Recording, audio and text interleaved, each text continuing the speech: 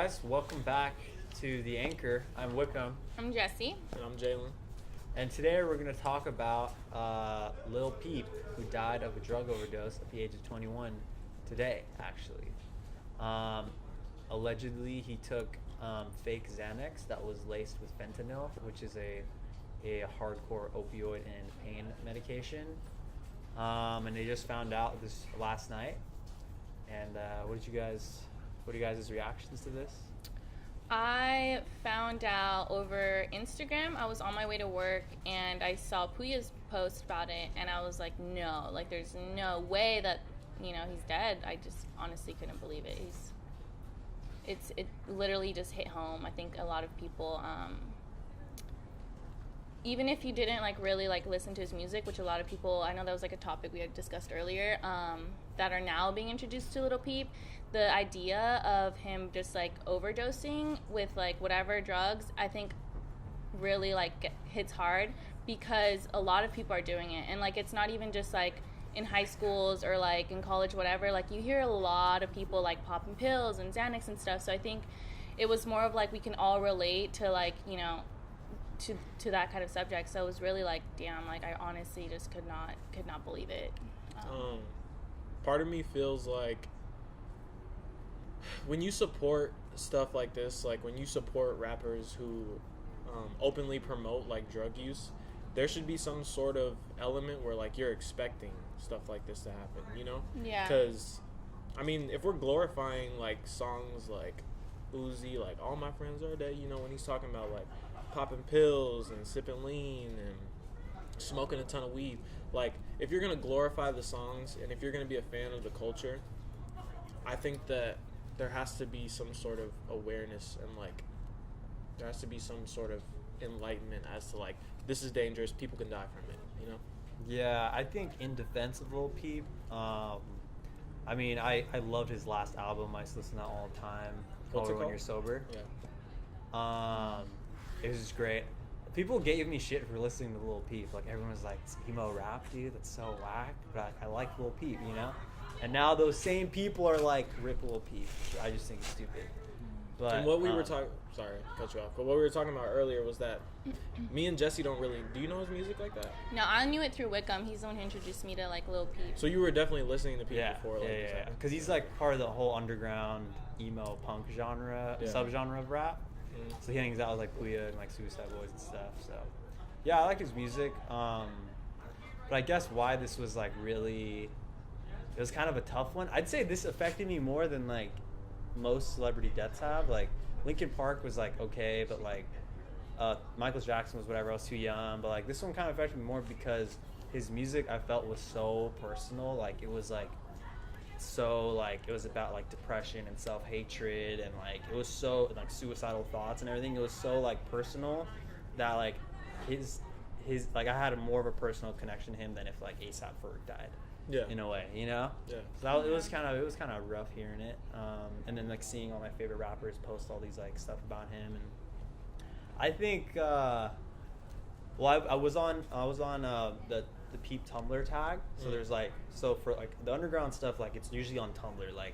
Everyone, especially Lil Peep. If you want to see Lil Peep fans, you go on Tumblr, and all of them were defending him and saying that people shouldn't get mad at him for glorifying Xanax and stuff. They should try to understand that he was really, really super depressed, and he was self-medicating with Xanax, which is actually prescribed to people for anxiety. You know what I mean? And it's not a defense of Makes no sense. It's not a defense to get I'm just self-medicating, I'm gonna get lit. But a lot of people take Xanax to get lit, but I feel Lil Peep was definitely.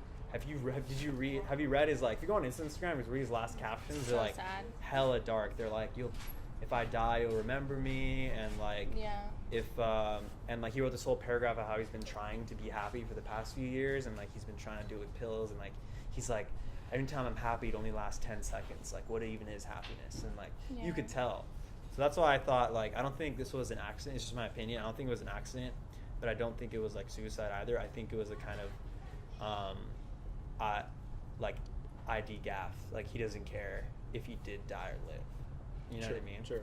So I mean, we can look at it as like, oh, he was just glorifying it, which like Lil Pump or like they for sure glorify it. He doesn't have depression. He's like the happiest guy ever. Like Lil Peep was like taking it for something else. You know what I mean? Like he was a depressed dude. For those of you who we actually didn't give you guys any context about like who Lil Peep is.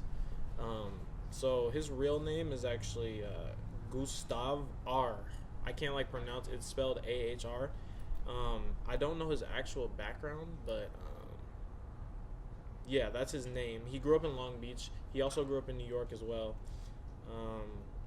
But the thing that kind of made Peep famous was that he had this like amazing blend between like emo and hip hop fusion, which is not easy to do at all. There's actually very few rappers who have the ability to cross those two worlds. I personally don't get into the emo world as much, but I'm a fan of anything hip hop. So I was aware of Peep and his aesthetic and like the things that he was doing. I just didn't really fuck with the music like that, you know? Yeah. And what we were texting about it earlier, and it just feels like I'm kind of bandwagoning, but I'm not bandwagoning, because like when somebody dies, their art just goes up in value. Like that's just gonna happen regardless. So yeah, I feel that. I mean, like I listened to the album again today, and it was like way darker. Like it was like way like you see the red flags, you see it, you just think it's like music, you know, when you listen to it. But like now that I listen to it and after he's dead, it's like a call for help almost. It's kind of though, like you say, it's like a call for help, and I definitely see that, but it's been integrated in part of his image that it almost seems kind of like normal for who he is, you know? Like it's part of his brand. So to say that like how could like people not see it, or how could they not recognize it? It's like, well, he was kind of always like that, which that just was his aesthetic. So and that's low-key the style now. Like people are like glorifying that whole way of life. Yeah, but I think it's okay to glorify it in a way. Okay, whoa, hear whoa, me whoa, out. whoa. Hear me out. Reverse. Hear me out. Hear me out. It's like okay, there's like Suicide Boys, like my favorite rappers right now. They always talk about killing themselves. It's like they have like mixtapes called Kill Yourself, or like Do You Believe in God, or like all this stuff. Like it's just all about, it's worse than Peep. It's even darker, right? But they're called the Suicide Boys. Yeah, they're literally called the Suicide Boys, right? Yeah.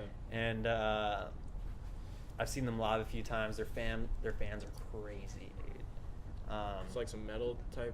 Yeah, the mosh pits, and it's They're just insane. I've seen them live 4 times. Insane. That's the type of guy. But what they had the same question is people would ask them like, aren't you afraid like one of your fans is gonna kill themselves like from your songs? And either like, actually we get emails like every day of people saying that because of our music we didn't kill ourselves, because like it doesn't make you feel alone anymore. Like the loneliness, feeling like you're the only one who feels that way, is what makes you want to kill yourself. But if there's like knowing that there's other people, like there's the Suicide Boys who one of them was like a heroin addicted, like now he's on like Suboxone, and like they struggle with addiction and depression all the time, and just seeing someone who's just like is the same place you are actually makes you want to live more in a way. I agree with that. I think that the connection between the listener and the artist definitely should be strong, because like they feel like they're not alone. But I just can't support the idea that rappers are promoting drug use, you know? Yeah. Like no matter what the circumstance is, you know, because that's just ultimately like hurting both the listener and whoever takes it, like whoever's doing it. I mean, I think it started definitely more with like marijuana. I think that was kind of like, okay, it's cool, whatever. And I think this goes back to like the fact that like marijuana is kind of like a gateway drug, and then like people would want to deny it or whatever. But like if you think about it, that was the first thing that like hip hop was really like, yo, like we all do this, it's cool. And then that kind of evolved a little bit more into like lean and like Xans and like all these crazy different things now. So it's kind of like always been part of the culture, you know what I mean? So I don't think it's glorifying it in any way. I think it just like came with like the lifestyle of it. And if whether they were like putting on their music or not, I think it was behind closed doors, they were always going to do it, you know what I mean? And then I definitely think that the kids that are just doing it recreationally, like that's so dumb. Like please do not do that. Like seriously, it's so dumb.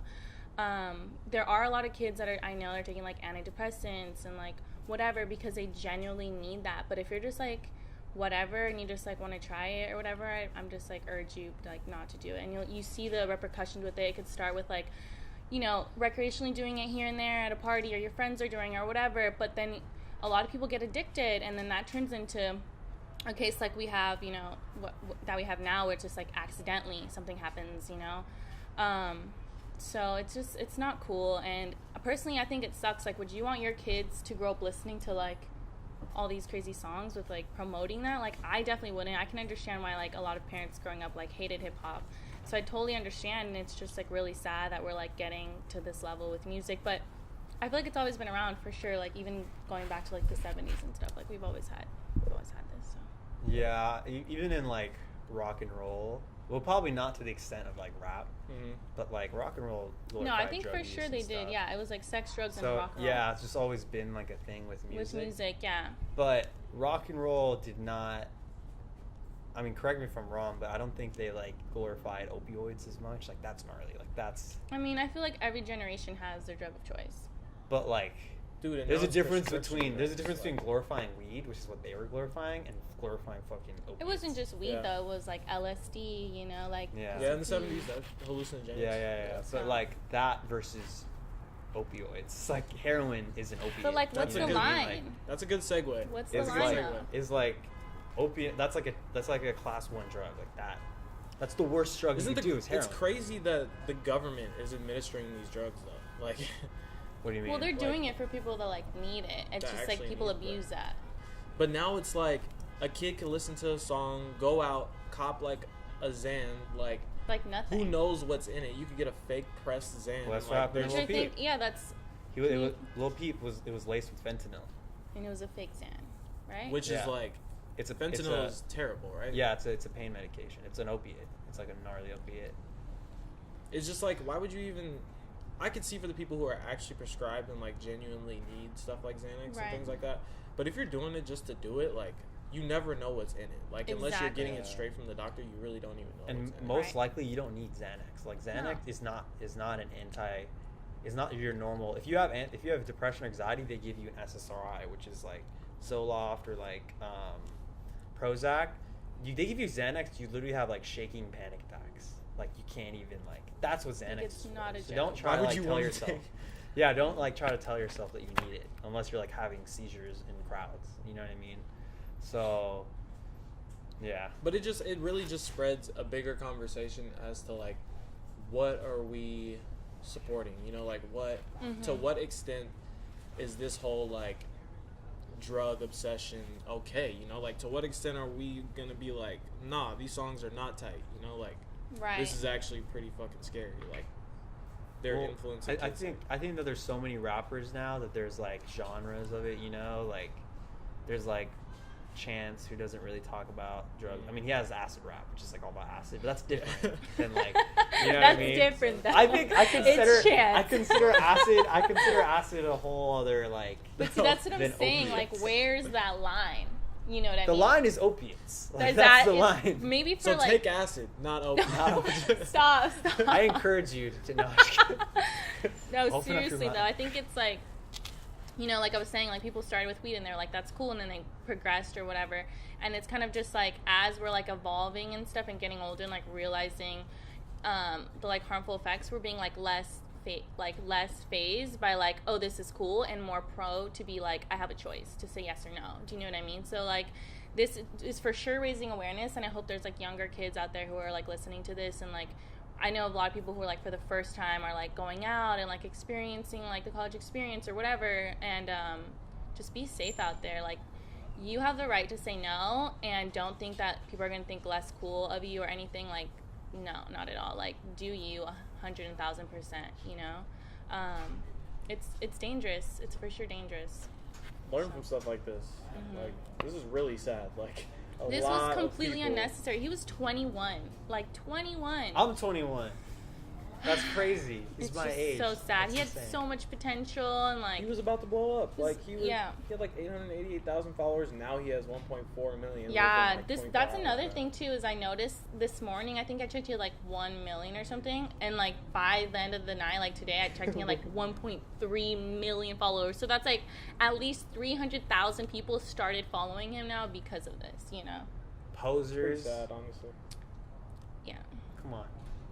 Oh, mean- and last thing. Oh wait, you guys have anything to say about Pete? We should wrap up though. We're 15 Be minutes. safe out there, guys. One last thing. We made it back to the fireplace. It's been so long since we've been at the fireplace, and this is just feels like It's been we're crazy. starting to come around that lap. You know, if you guys have been with us Our since, day ones. since the day one day anchor one. videos, you know how important this place is to us. Back to like the Um, Office video with yeah. you. Now. We've came a long way. Like, even if it is only like 10, 11 episodes on YouTube, we really hope you guys stay tuned because, man, it's been a journey. All right. And with that being said, guys, let us know what you think about this whole situation and your Gentlemen. opinion on it. Drop a comments below. Make sure to follow us. Tag us on Instagram and Twitter. And stay safe out there. All right, guys. My name's Wikum. Jesse. Jaylen. All right, guys. Have a good one. Bye.